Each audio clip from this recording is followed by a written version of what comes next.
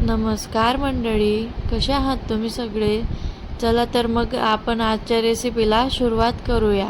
आज मी बनवणार आहे मस्त आणि सगळ्यांचे फेवरेट असे पोहे.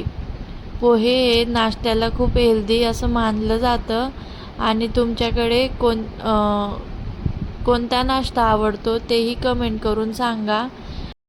आणि हा नाश्ता कोणत्या शहरात जास्त प्रसिद्ध आहे तेही तुम्ही कमेंट करून नक्की सांगा, म्हणजे आपल्याला कळेल की कोणत्या शहरात हा नाश्ता जास्त प्रमाणात खाल्ला जातो. आता तर मग एका कढईत आपण तेल घेतलेलं आहे. त्यात आपण मोहरी तळतळायला टाकून दिलेली होती. आधी मोहरी तळतळल्यानंतर जिरे टाकून घेतलं आहे आणि जिरे पण तळतळल्यानंतर आता आपण शेंगदाणे टाकून घेतलेले. शेंगदाणेही चांगले खरपूस झाले. कढीपत्ता तर टाकायचाच, पण कढीपत्ता नव्हता तर काय करणारे, नाही टाकला. मग आता आपण सोप टाकून घेतलेली, त्याच्याने एकदम मस्त टेस्ट येते पोहेंना, म्हणून मी सोप टाकून घेतलेली थोडी. आणि बारीक चिरलेल्या हिरव्या मिरच्या आणि कांदे असे टाकून घेतलेले मी, बघू शकता तुम्ही. आता ते सगळं परतल्यावर त्यात पोहे टाकून घेणार आहे मी. पोहे टाकून झाल्यावर त्यावर थोडं मीठ, हळद आणि धना पावडर असं टाकून घेणार आहे.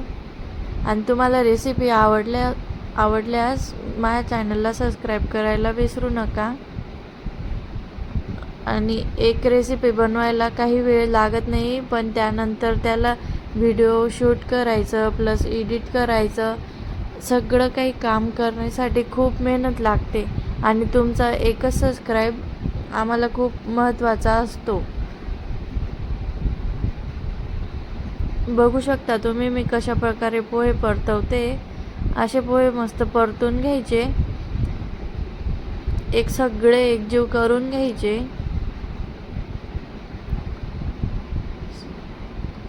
आणि पोहे एकदम नरम बनवण्यासाठी असे मस्त एकजीव करून सगळं व्यवस्थित एकजीव करून झाकून द्यायचं. निदान 5 मिनिट मंद आचेवर असं झाकून द्यायचं. त्याच्याने पोहे एकदम व्यवस्थित आणि नरम बनतात आणि सुटसुटीतही बनतात. तुम्हाला ही टिप कोणीही सांगणार नाही.